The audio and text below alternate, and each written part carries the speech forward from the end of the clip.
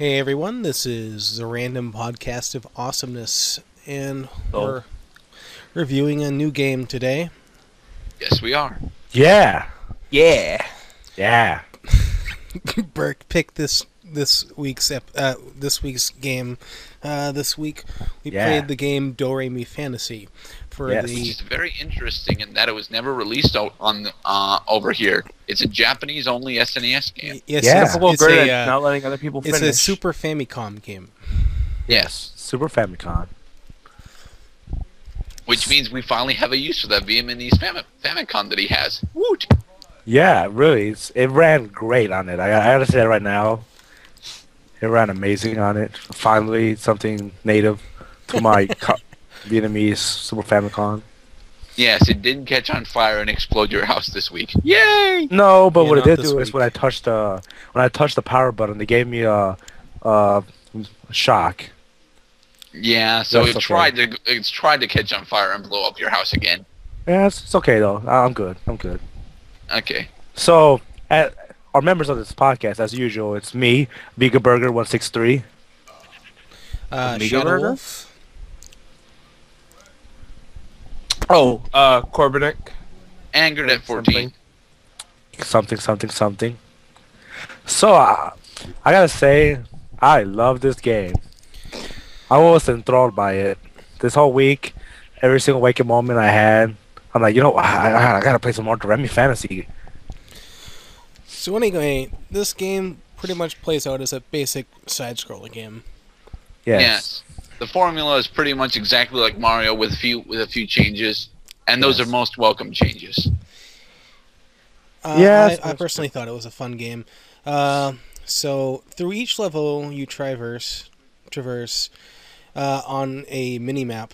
Triforce. Oh yes, Triforce. We'll get to that part later. Uh, until you get to the boss at the end. Each section kind of has a type of theme. Like you have a level that is a forest, and you fight wood stumps. Yes, wood stomps and woodland creatures. Yes. Yes. Which I've never seen in a SNES game before. So I just want to put that out there. Also, you're the protagonist in this game is Link. The story is that Link has been transported to this world through a wormhole, and he must defeat the evil guy known as Amon. How would Burke know?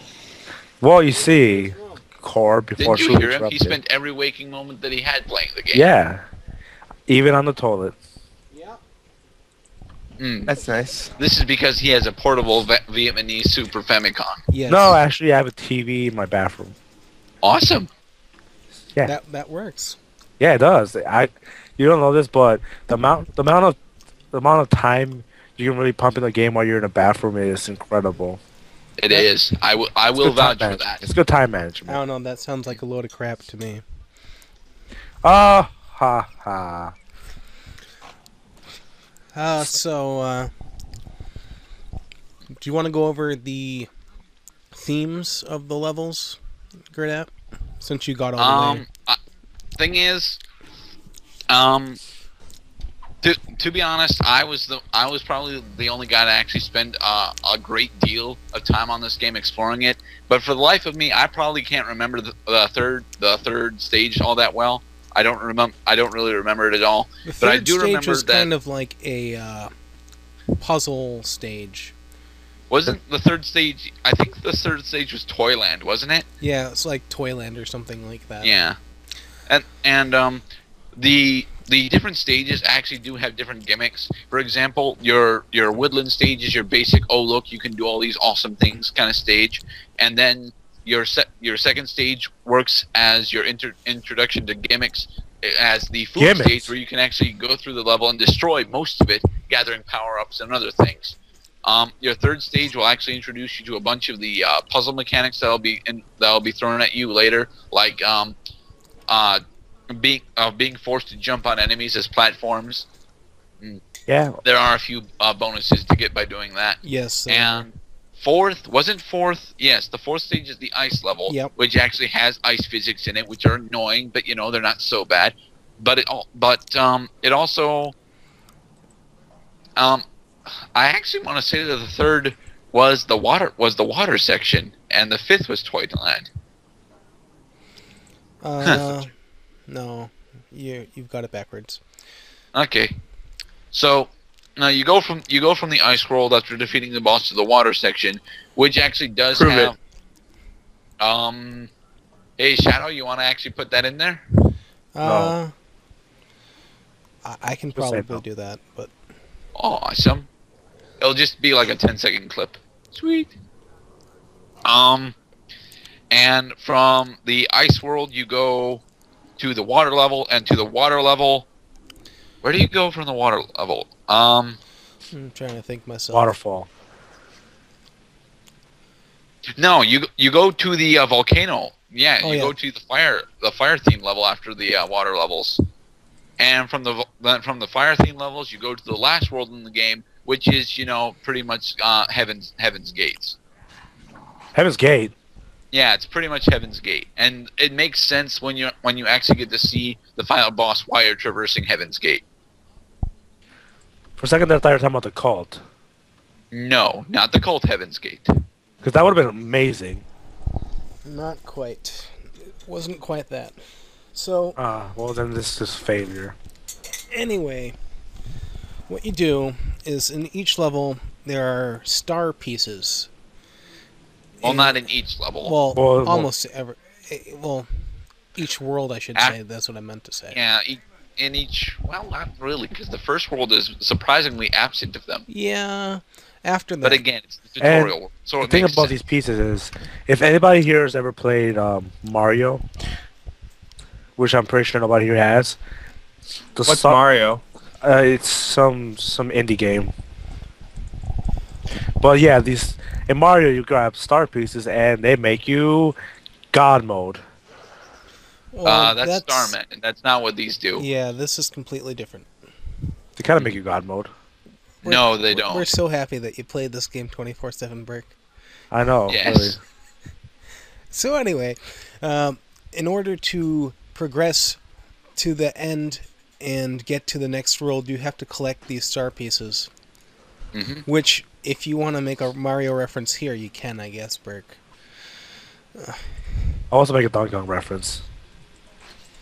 I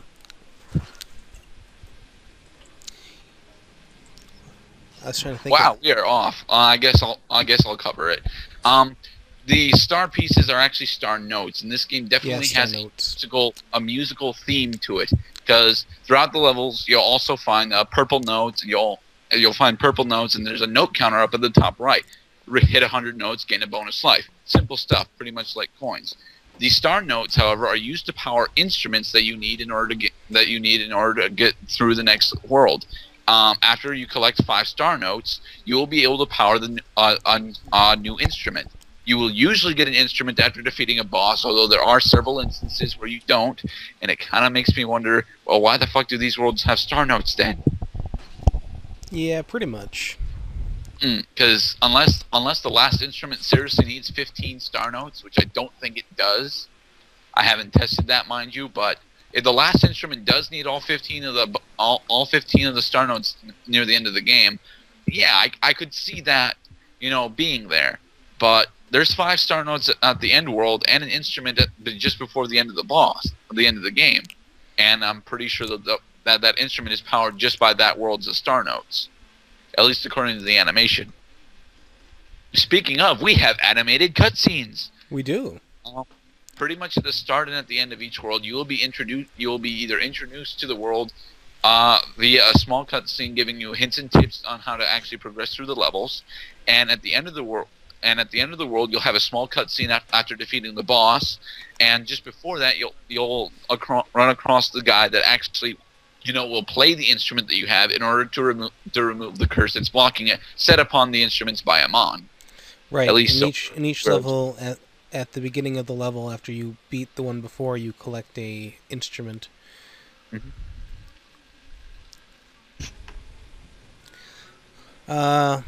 But yeah, what I think is interesting, also in this, in the process of collecting things, you also have different power ups as well. Yes, you do. For example, you can get, I want to call it a balloon. Balloon. Well, it technically is. The game describes it as a bubblegum, which will save you from a pit. Right. Oh, And shit. it only works once, and if you die, you Pitfall? lose it. Yeah, it will save you from a pitfall. You'll start to fall into the pit, and then it will miraculously recover you. So if you fall in the Yeah. pit, do you have to use neck power to escape the pit? No, it will Well, it automatically do it. automatically does it. Oh, yeah. That Mind sucks. you, if you die otherwise, you lose the gumball power up. So, although I have to grant that the gumball power up is probably one of the more useful ones for skipping mass portions of difficult platforming sections, especially in a few levels where they give it to you multiple times. Another of these, Remember, kids, suicide is not cool. yes, another of these items I want to call the Pegasus boots. Ah, yes, the Pegasus boots, which are ridiculously helpful so long as you can keep them. But again, the Pegasus boots are a temporary item in that if you die, you lose them. Yes. And good luck hunting them back down again, because unless you know where in the level you got them, it's a pain in the ass to go get them again. And there are several bosses where you actually require these things in order to, in order to actually beat them. I can think of at least two where the Pegasus boots are almost required. One where it most certainly is. Now, I gotta ask, do you feel that the fact that you have an optional item where you might need it just to beat a boss, do you like that? Actually, yeah, I Yep. do. The Pegasus boots, well, we didn't really discuss what they do. The Pegasus boots allow you to, while you're in the air, hold the jump button in order to slow your descent. This means that you can travel a lot farther, and because of that, the Pegasus boots pretty much act like a glide function in the game, and it's really welcome. And good. Barely This- works. It doesn't really work for the style of platforming that's here, because you can't really use the Pegasus boots to get like certain hidden items. Most of the time, hidden items are above where you want to jump, and because of that, you can't really glide over there. Hell. That's pretty much the gameplay. Well, we didn't describe all of the gameplay. There's another tidbit that we forgot to mention. The most important tidbit, in fact. Being. Well, as a side note, our character is actually named Milan, and he's a small child. But the Yes. main point that separates this from being a traditional Mario clone is that he actually has a way of defending himself. The Bubble Blaster. Yes, he Or does. Yeah, the Bubble Straw. Our character apparently has an infinite supply of soap or saliva. Hopefully Something. something Awful. along those lines. Because he has literally infinite ammo for his Bubble Blaster. Throughout the game, you'll be able to acquire power-ups that allow him to spit bubbles and spit bubbles farther. And these bubbles are used in order to defend yourself against the myriad of enemies that you'll be encountering. Well, it's Most of not which- really defense, it's really an offensive capability. Because you It's supposed to be offensive, but I find it being a hell of a lot more defensive usually. Mainly because I'm spamming it a lot, but that's only because a lot of the enemies later on are really, really cheap. And there are enemies that are immune to the bubbles during certain periods of time. Like the stupid candles from World 2. Oh, stupid candle. Oh yeah, those candles really are annoying. Yes, Usually they what are. the trick I find is just when their fire extinguishes. Yeah, when their fire is extinguished, then they can actually be encapsulated into the bubbles, which you still have to go and run into in order to send flying off the screen. And another gameplay thing that I want to comment on right now is that the Mega Man enemy spawning is most definitely present here, but it's not that big a deal. Bomberman? Yeah, Bomberman. Well, there's Bombermen in here too, but they make a cameo, and then Cameo they're experience. never heard from again. Which is fine with me. For a while. Yeah, it's fine with me as well. I just really wish that they, used the Bomberman to more effect and it's supposed to be a moral choice thing, and it's never built on. A moral choice. Yeah, you have to pick which of the Bombermen you want at the end of World 1 to actually lead you into the Cake Town. The problem is there's a white and a black Bomberman, and Shadow, which one did you pick? I picked the black one. You would. and I picked the white one, and the white You one would. is just like, okay, we'll blow up the wall, but I think if you pick the black one, you get a different tech scene. It's pretty much the same thing. It still blows up. The thing is, after you pick him, he kind of says, "I think I made the wrong choice. Can I try again?" And the guy says, "Too late," and he blows up the wall along with you. So you're telling me is that this game is so it's a comedic thing. Yeah. this game is a statement about racial tension. Is that what you're telling me? No, not at all. White and black Not Bomberman. really. It's this one scene. It's never brought up again, and you never see the Bomberman again either. So It would be cool if they would have at least a mini game. yes, it would have been awesome as a mini game. Speaking of, there's also mini games in here that we forgot to mention. Yeah, there are. Yes. There's one that is basically Duck Hunt. Actually, they're all pretty much Duck Hunt. Yeah. I've seen two variations of this stupid mini game, and they're both pretty much Duck Hunt. Yes. The first one, you have to shoot the birds out of the sky, and if you perfect it, you get a 1-up. If you get anything else, you get bonus armor. And I'm pretty sure it's literally anything less. I thought they were pretty fun. Yeah, the mini games themselves are fun, except for the count the birds that fly across the screen. Yeah. That This one was gets really pretty annoying. irritating because you end up losing track really quickly. I haven't missed a single one. Burke, What? you claim to have played the game for 24/7, and yet you call their character Link. Well, look at him. He looks like Link. I'll grant that he looks like Link on level 3 armor. Any other time, no. Oh, But he still another looks thing like I Link. wanted to mention that we didn't mention is the health system in this game is very unique. It's kind of unique. Oh yeah, it's really I mean, weird. I have seen other games that use this kind of health system. It's not necessarily point-based, but it's still technically point-based.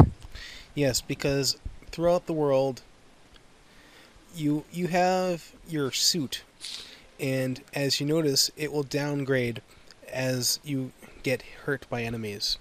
And Yes.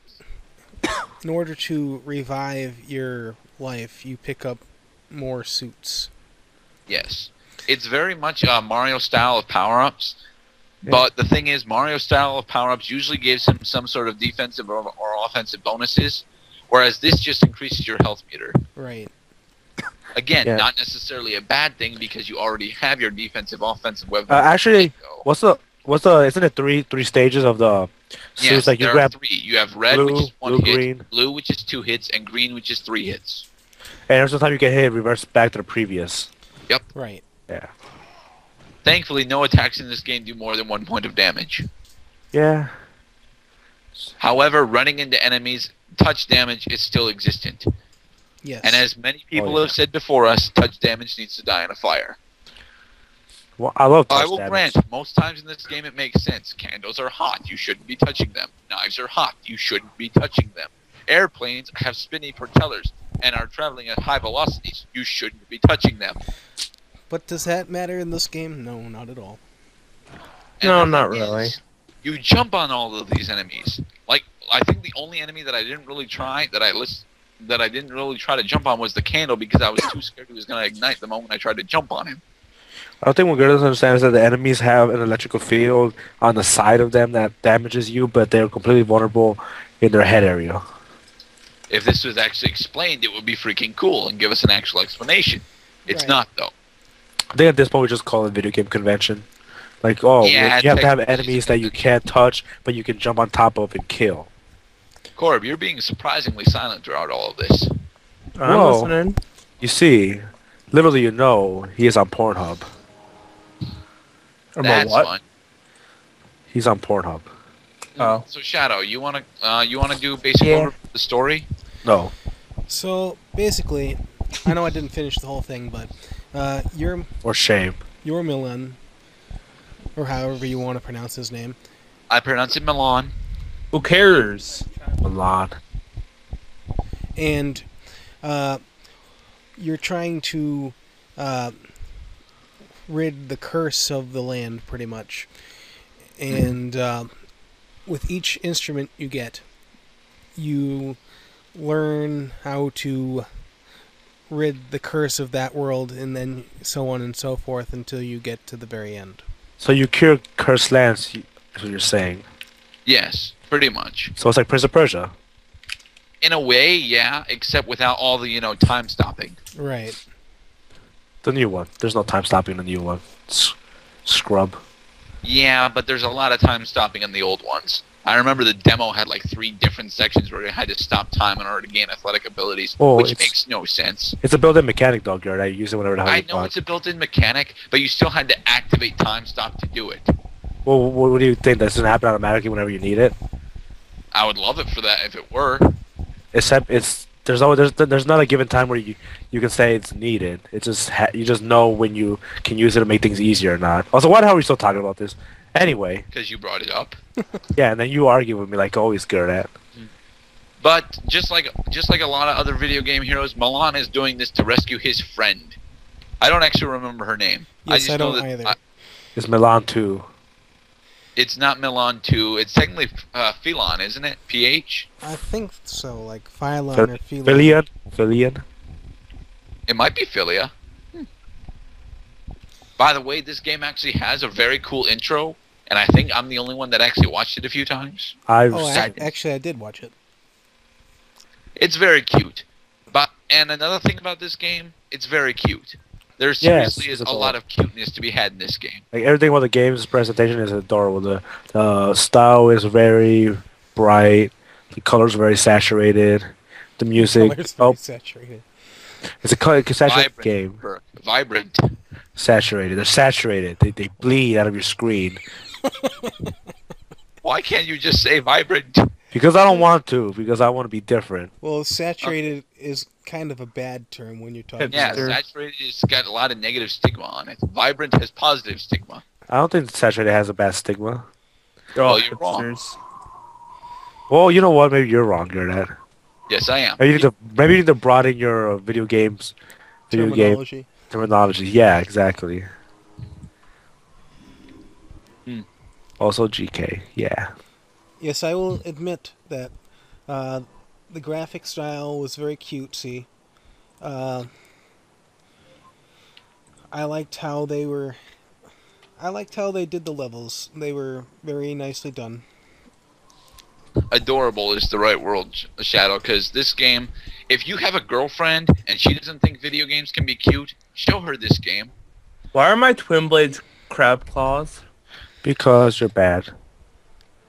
I guess. Also, if your girlfriend doesn't believe video games can be cute, that really doesn't make any sense. Just because there's really no. If you have a girlfriend and you're listening to this podcast, something's wrong with you. Yeah, actually, no. If you listen to this podcast, I was in actually general- going to say that No, myself. if you listen to this podcast in general, something's wrong with you. Probably. But hey, this is the random podcast of awesomeness, so Yes, it is. I digress. That point. Meow meow So, meow meow meow meow meow. Anything else we need to really say about the story? It's amazing. I don't think there's anything too necessary to talk about in the story. I wish there Well- would have been a little bit more cowbell, but that's about all I can really Cowbell. complain about. Well, there was Well, plenty of enough the- instruments. I If will you didn't even discuss say- the music.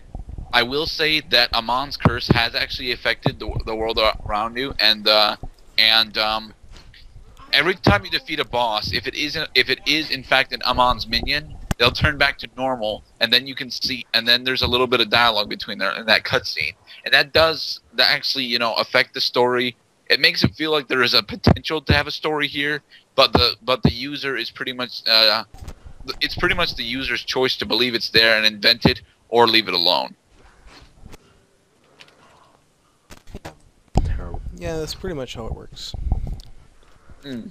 Which is actually a pretty good thing, because you could probably come up with some inventive reasons why Milan wants to go rescue Phelon. Read adult-oriented Doremi Fantasy game. Derp. I was actually going to say something like that. But then again, Okay. they're children, Garrett. As we all know, Yeah. To our here perspective, it is. remember the only people that we actually see in this game are Milan, Phelon, and the Maestros. All the Maestros are ridiculously old, so maybe Milan and Phelon are normal-aged persons. Except they're not. Probably not, because I don't see a normal-aged person going around with a bubble blaster. This is very true. Also, Although, let's ignore the fact that this entire world is overly cute. So it's like, if there was adults in this world, it'd be kind of weird. Well, there are adults in this world. There are really adults. old adults. So weird. I kind of do want to make this point. This is actually the second game in the series. This is actually a series. Mhm. And in the first game, you are Milan, and you are actually older. Really? Yes. What? So, Okay. does that make this game a chronological prequel? I guess so. Because due to the art style, we're left to assume that Milan is like in his either in between ages 6 and 11. 6 to 11, you say? Yeah. Not that I would give the Straight up task no, he's an expert. of like curing the cursed world to someone that age, but Yeah, right. Neither would I. But then Yeah. again, when your entire world is populated by 2 small children and like 7 different aged maestros, you don't really have a choice, do you? not really. I do. I always have a choice. Baby, don't hurt me. Oh. So, what did you guys think of the sound effects and everything, music? The music was actually kind like the of music. The music was nice, yeah. It reminds me of Kirby music. In that it is really cute. Yes. Again, cute Yeah. everywhere. I enjoyed the music. I liked it. For once, I didn't mute it and plays Skrillex. Skrillex. So yeah, I think that's testament how much I like the music. Cause that's my whole that's my 5-star scale. Is did I mute the music? Yes or no? No, I like the music. I think they probably wanted to try to make the music good anyway, since it's a music-based game. Yes. Again, there's definitely a music theme going, but Well, do re the mi. sounds in general, I have to say I do enjoy the sounds in general. Milan, of course, has that annoying jumping sound that everyone has, but you'll ignore it really early, especially if you have played platformers before. Right. And the only sound that I find might be annoying is, well, I'm not exactly sure if there's even a sound effect for that, because I don't find myself remembering if there is. Milan has a charge attack, and while he's doing the charge attack, I think there's a sound that plays. I don't really know. The benefit of this, of course, is that you can't actually charge your attack and move at the same time. They won't let you do it. So, you can't press and hold the attack button at all times and, be charging an attack. Actually, that's how you run in this game, which is awesome. Running. Yep. Running. Yes, you can run. Playoffs. Playoffs. So We that's didn't actually just mention the nuke attack. Yeah. it's very nice. We pretty much didn't figure out how to do the nuke attack until much later in the game. Until we saw a video explaining how to do it and why we needed to know how to do it. Right. There's a level really early on where you're mandated to use the nuke attack in order to finish the level. It's kind of BS, especially with no manual. If you actually own the game and have the manual, you probably knew about the nuke attack. Right. If you have the game and on the manual, you probably speak Korean, because this game isn't in English, you idiot. Yeah. Well, Or Japanese, or whatever language it was in. Most likely Japanese. yeah, it's It on the is Super Japanese. Famicom. Well, I have a Korean Super Famicom, so I thought yeah. it was Vietnamese. oh, you understand, Garrett, that my Famicom changes dynamically to whatever Really? I need it to. Yes. You have an interracial Super Famicom. Awesome. Yes. This is But always that kind of nice. explains why it's always setting your house on fire. Why? Was that supposed to also motherfuckers? Yes, phones. Burke loves Okay. his phone. Yeah, press and hold the attack button. You charge up and wait until Milan turns flashing blue. Release it, and you will do anywhere between 5. If you manage to do it in midair, I think it's actually a full 8-way spread. 8-way spread shot that destroys blocks, hits enemies. Does damage. Mind you, it takes forever to charge up and is only ever really used where it's needed, Right. because it takes forever to charge up and you can't move while charging it. Mind you, it's a very good attack, and it helps you get to a lot of secret areas. I haven't really seen it get me to many secret areas. I've seen it get me to mandatory areas, but not really secret. Well, I've actually found quite a few secrets where I have to, like, not always blow them up. I can shoot a bubble at most of them, but it's a little quicker to do the field nuke and get through. I have rapid trigger fingers, so I usually find it's easier to just jump and spray. Whichever way works. Yeah. It's a matter of preference, folks. Let's see. We covered story, we covered sound, and we pretty much covered the graphical design. Everything looks really nice, vibrant, and cute. Except for the places where it's supposed to look dark and gritty. Right. And even those don't look that dark and gritty. They definitely have that imposing image to them. But it's not so bad like, oh my god, what's going to pop out of the next corner and oh lo and behold, a zombie. It's not like Resident Evil 1 levels of dark. Right. That certainly is not the case. Do we want to go over the bosses? I kind of do, because I have a bone to pick with a few of the bosses. Yeah. And they certainly are kind of gimmicky. Yes. Each of the bosses in this game has their own gimmick. For example, your first world boss, again, is your tutorial boss. We don't even know if he has an attack. We know that he, like, runs around the bottom of, he runs around the floor for a while, but I think that's about all he does, because you can literally kill him in the first 30 seconds on the map. Yeah, he's pretty easy.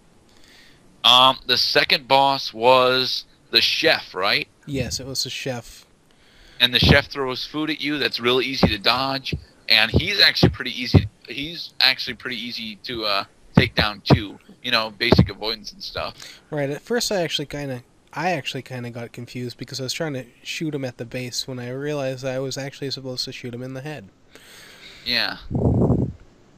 Again, he's definitely not difficult to take down, especially with rapid fire. Although that's this shit over yet? I have to complain about the boss's invincibility time.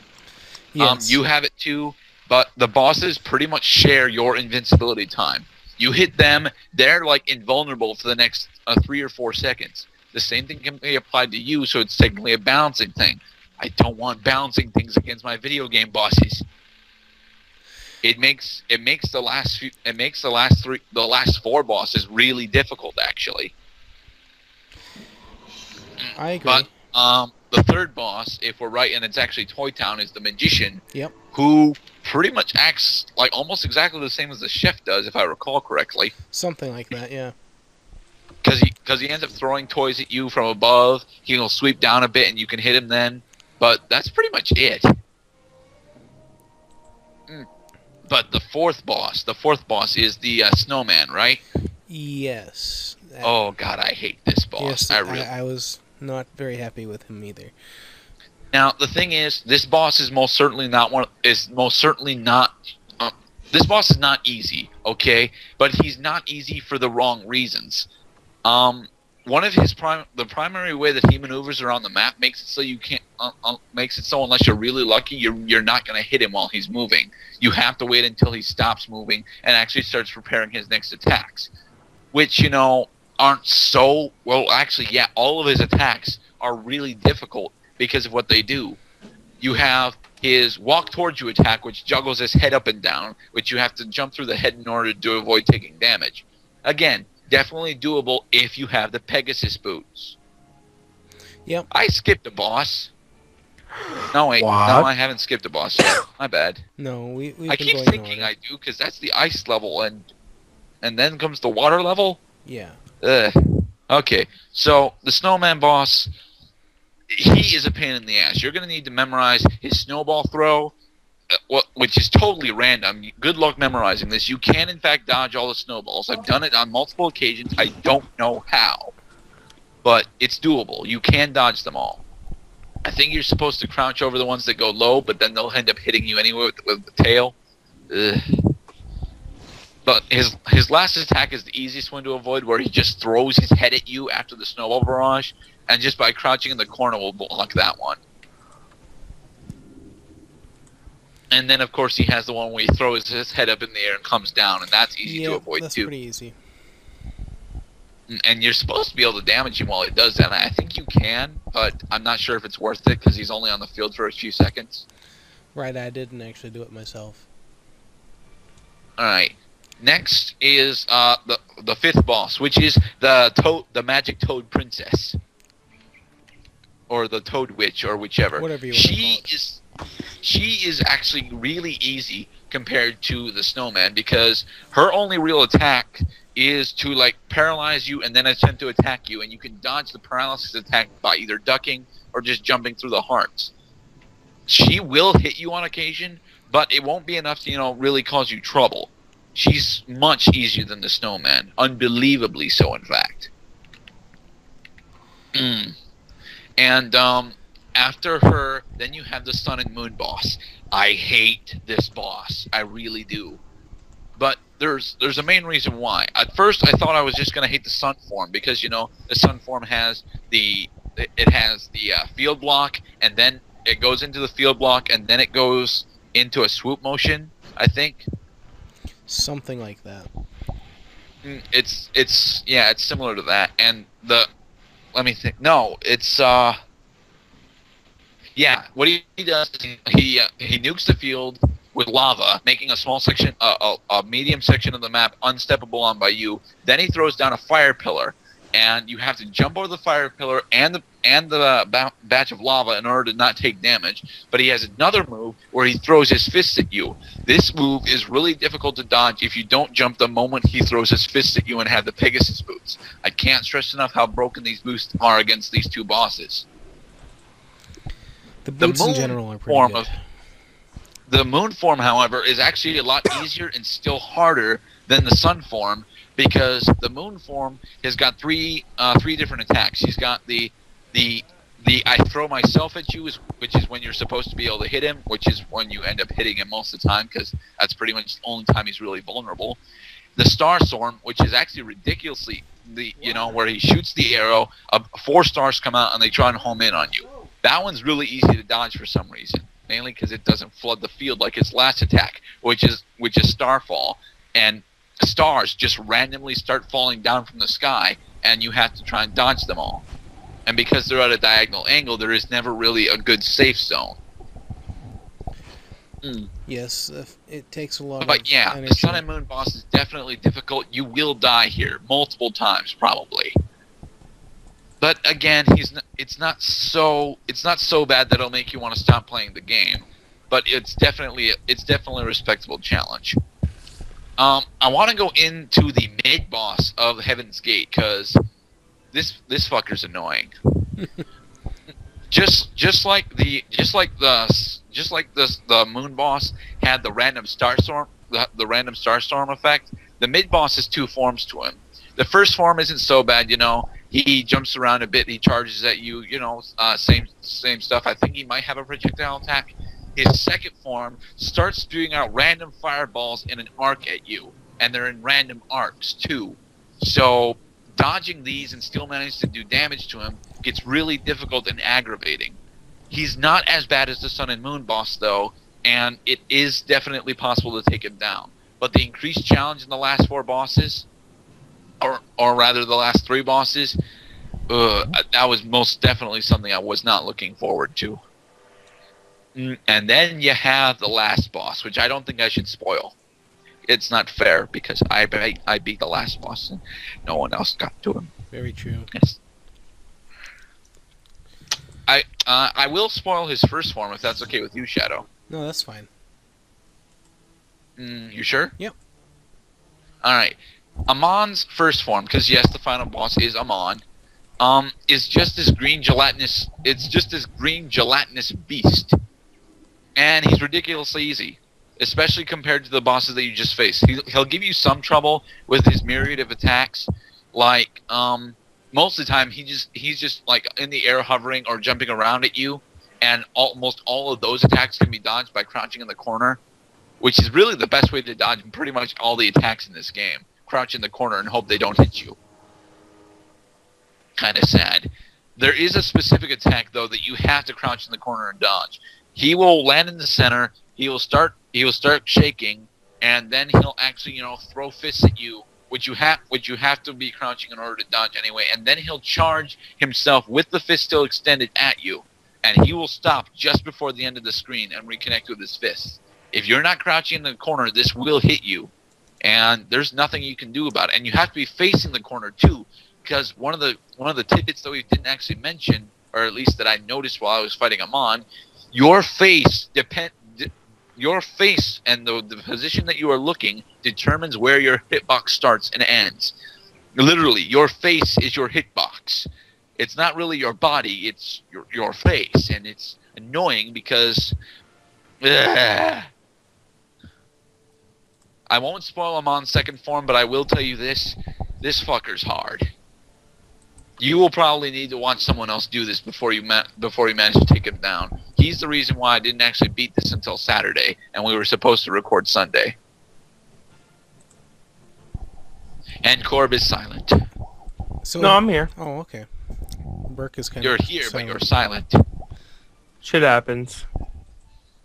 So anyway, do you have any pros about the game? I certainly have quite a few pros about this game. My biggest pro about this game is the fact that, well, I want to actually go into the cons first, because that would make more sense for me. Okay, let's do the cons first then. Well, why don't you start off with cons then? I will. One of the big cons of this game is if you do not have a manual and you do not speak Japanese, you're going to have a very difficult time getting through the first world, mainly because you don't know about the field nuke attack. Right. Which isn't really a field nuke. Well, whatever you want to call it, area. Small Yeah, area, area. attack. And because it actually took me a while to actually even know about it. We had to look up a YouTube video to figure out how the hell to do this thing. And the fact is, it's in the beginning of the game, and Yeah. you're trying to get through the world. You can see the exit right there. And you're Yes, like, they taunt you with it too. Here's the exit. Here's the exit. Come on, come on, come on. There's like a row of blocks in the way, and you can't break through that. So that's pretty much my first con. Another one, wind. While wind is not too bad, it can be very annoying. Yeah, there are several levels that have wind gimmicks in it. I can think of two personally. There's one in World 1 and then there's one in World 4. And the first one you come across is not so bad. You can seriously just avoid most of the enemies you come across. The second one, however, the wind definitely plays a major factor. And it gets iffy.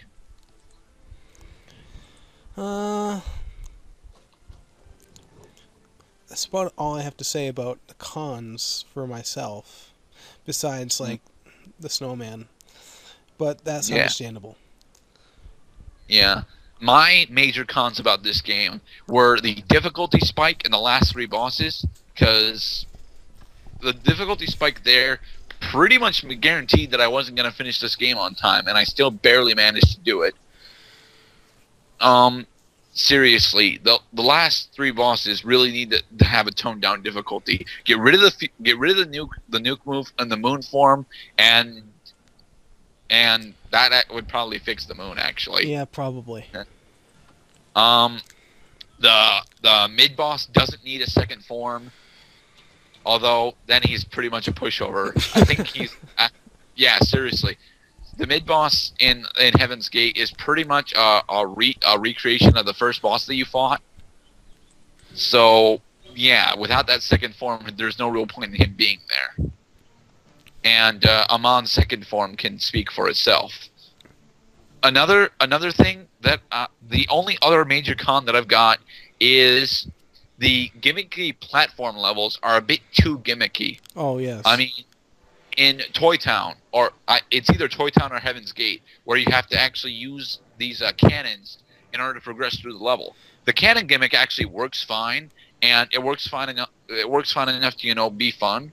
But then just later on, in that same world, you'll come across I'm damn sure Toy Town is later. No. But you'll come across these bottomless pits with these gimmicky platforms that do different effects when you stand on their hands, and their hands will either throw you across to the other hand, and they'll pretty much always hit, so that doesn't hurt. That isn't so bad. But if you do not jump after landing on that other hand, you'll just bounce back and forth repeatedly, and then you get run into by the plane flying in a circle, just waiting to run into you. Yes, that was annoying. Mm-hmm. Although it wasn't too bad. But yeah, the gimmicky platforming isn't so bad, but it's definitely annoying when it's there. But once it's gone, you're like, all right, I got past a difficult platforming session. Here's another one: the stupid carousel ride, the auto-scrolling carousel ride. It wasn't so bad. In all seriousness, it wasn't. But it was definitely memorable. Yes. Oh, another thing I want to mention is there is at least one level that has auto-scrolling. Yeah. There's a few of the fire levels, a few of the worlds in World 5, a few of the levels in World 5 actually have a bit of, is it World 5? Yeah, I don't know if it's 5 or 6. I think it's 6. But yeah, a few of the levels in World 6 have auto-scrolling, and the platforming in there can get really perilous, but it's not so perilous to the point where I had problems with it. It was just, really tense, and I like that. I like having a tense platforming challenge that I can still do if I'm skilled enough at the game. Also, Pegasus boots, they win. Yes, they do. That and gumballs, they win games. Yes, abusing gumballs is what really makes the carousel level much easier. But then again, the carousel level isn't that bad. It's the hands that flip you back and forth unless you jump correctly, and it's I flip my hands back and forth. Yep. Yes, you do. That pretty much covers the cons that I wanted to go over, though. Yeah, same for me. So pros then. How about you, Corb? What do you mean? What cons do you have about the game? I don't know. Yeah, I kind of figured that was going to happen like that. And Burke has since been AFK. So He's playing Gears 3.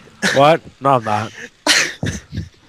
Well, then speak, damn it. Oh, Gears 3 is a great video game, man. Also, free Mac pack. Go. Great. So do we want to cover the pros? Wait, now, is that then? already out? Yeah, it is. They're awesome. Oh, shit. So fuck this. Get yours today. Yes. Yes. Today we are sponsored by the Epic Epic Games. Gears of War 3 and Fabled 2. In Epic Mealtime. No. Epic meal time. Speaking of meal. Yes. Burke grabbed food before we started recording. So yeah, we'll cover pros, Shadow. How Oh about yeah, you? pros.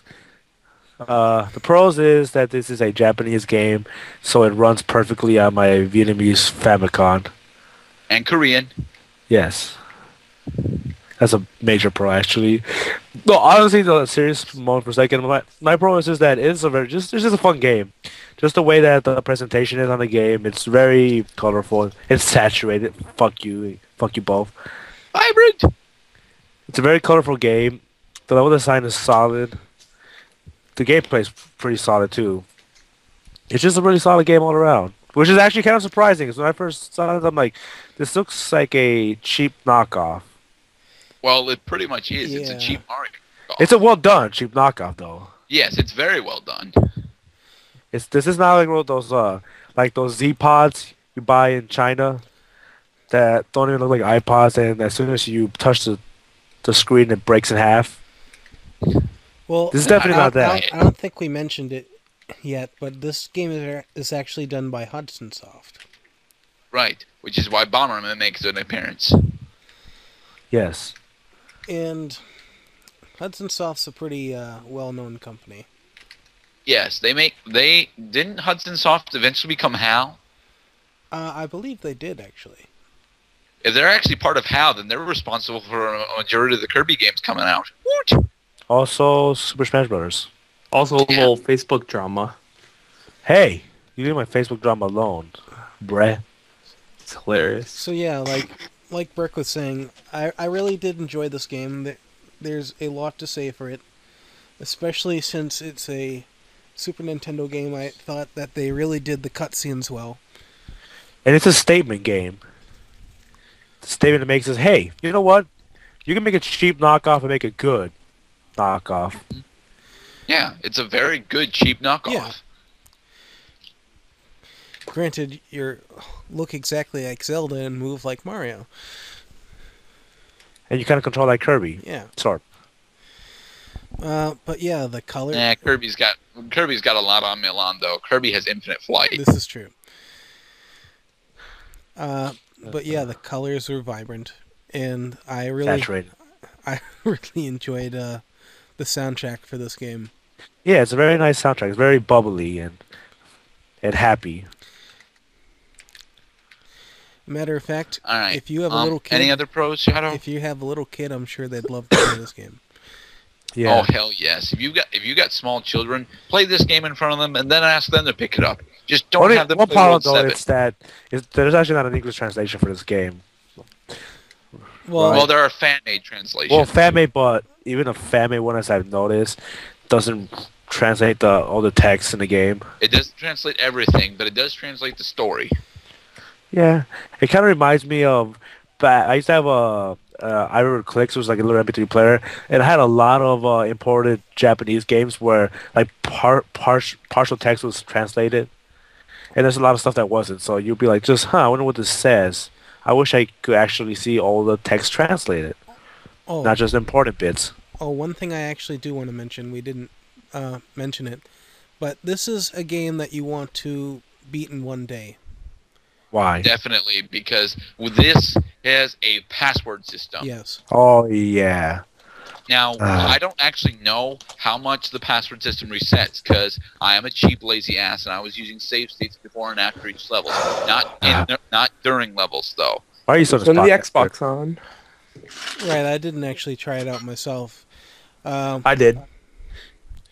So I don't know if it The only brings you to part the of the beginning of the password, world. the only part of the password system that I tried was the sound test, and the sound test password does work. That's good. That's good to know. How long is this game? What do you say, Garrett? How long did it take you? 10 minutes. Well, that depends. If you're actually skilled at platformers, unlike me, you can probably play this game in a little under 2 or 3 hours if you know what the fuck you're doing. Damn. If you're coming into this rather Also, blind, I'm gonna say anywhere between 5 and 8. On YouTube, So yeah, that's this is the last week that Burke ever gets to pick a game. First he picked Within a Deep Forest. No, wait, in no. the deep forest. No, he picked Speaking of Corb, when are we picking that up again? sometime next year. I actually think this was a good game, though. Yes. Burke's this never was- picking a game again, though. That's fine. I don't care. But anyway, there's actually on YouTube. There's actually a basically speed run. But apparently there was some assisting going on there. It's an hour video where he just speed runs the hell out of it. Well, yeah. If you're going tool assisted speed runs, Yeah, it was this game could probably be over in 45 minutes. Yeah, An hour. probably, yeah. No, you're shit, good at. But you won't fight me, though. So do we want to give our final thoughts on the game, then?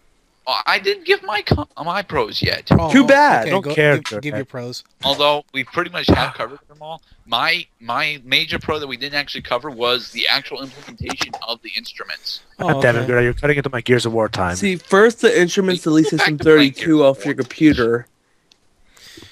But Which the is the actual fastest. implementation of the instruments, you learn really early on that there's a bunch of areas you can't access yet, especially in the first world.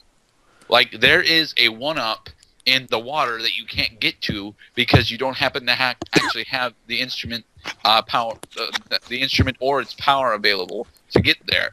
So I you think go that's how back you're to later supposed to time. grind for 1-ups in this game, though. So you delete System 32 and hope for best. Wait, what's the point? What is really the point of 1-up? 1-up is like really the most pointless thing ever. In this game, I have to admit I have to admit it was for me because I was using save states and therefore never lost more than 5 lives in a single area. Right.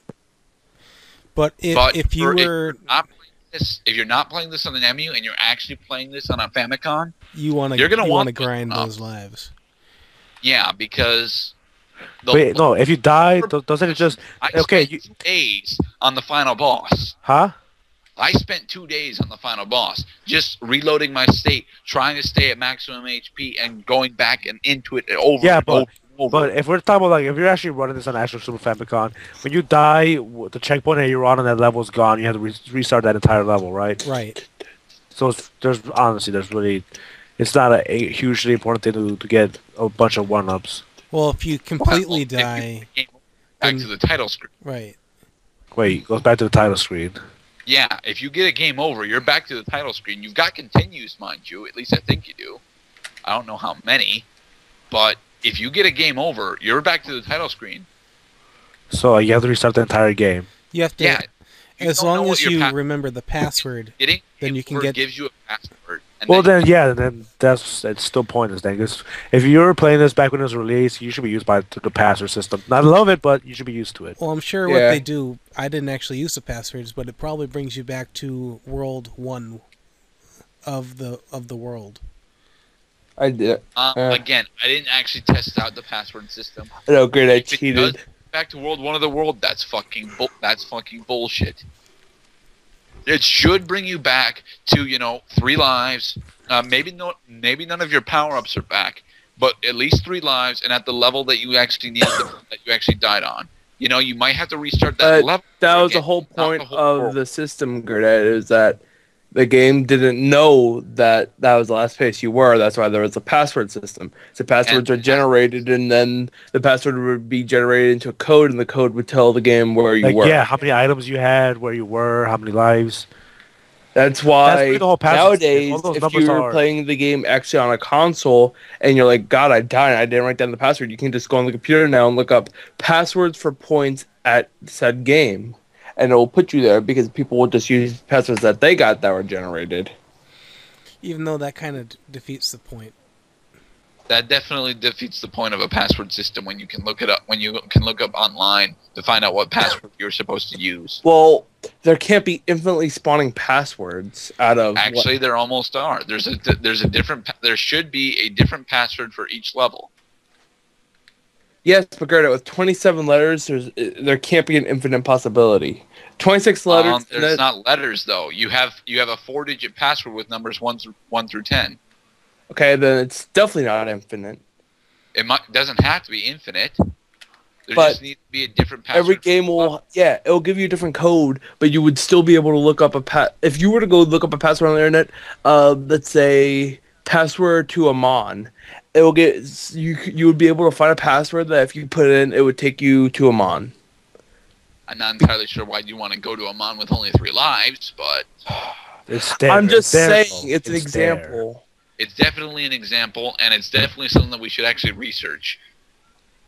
What research? I know that's how it works. So anyway. Well, I want to test it. I'll get a game over against Amon, then try out the password. So anyway, final thoughts? I wish it wasn't such a scrub. I agree. That's my final thoughts. Final thoughts on the game, maybe? Yeah, that's pretty much fuck the what game. we're doing. 3 out of 5. What Burke? I do a 5 scale now. Okay. No. My final thoughts on the game, it's a good game. It's a good game. Surprisingly. I'll probably give it out of 10. I'll give it a 7.5, which means it's terrible.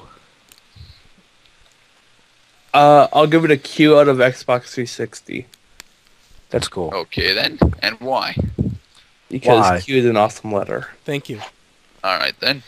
And you, Shadow? I really enjoyed this K game. out of XboX I really enjoyed this game, and even though Burke picked it like right out of the hat, pretty much, Hey, a lot of thought went into it. I had a lot of fun with this game. Don't let Burke feel better. I'll actually give this a 8 out of 10. Oh, Hudson is now bribing us. Bullshit, Corb. Anyway, I'm right there with Shadow Wolf. Despite the complaints that I've got, I really did enjoy playing through the first half of this game. And the last half was definitely a challenge, and I kept thinking, I want to finish this game. I really do. Mind you, Amon can suck my left testicle, but that's for another time. I'm Another gonna give this time. an 8 out of 10. I really enjoyed this. Your fanboy is showing, Gerdat. Okay, my fanboy is showing. Screw you. And just then, you can hear Gerdat put the check up to his microphone. Yeah, Nice actually, little wait. kiss. Actually, I have one right here. So anyway, I think that's about it. Delicious. Thank you for listening, Southpaw, or whoever else is listening. Nobody listens to this shit. And today we are endorsed by Infinity Ward. Go buy Modern Warfare 3 now, and you get a free month of Elite. Not really, No, but not really, but sadly. we are now sponsored by Uncharted 3. Go We buy a are? crappy PS3 and get hacked. So thanks for listening, and we'll see you next time. Maybe. Well, we won't Appreciate it, guys. see you. Well, you hear our voices. You'll hear and from us next time. You hear it for about 10 seconds. You're like, why am I listening to this shit? Turn it off and do something better with your time. You know, like playing Aria of Sorrow. So Something better with their time. So yeah. Aria of Sorrow. Okay. All right, guys. end this before I kill Gerrit on air. This has been Shadow Wolf. Good at 14. Vega Burger 189. Oh, it's a puppy.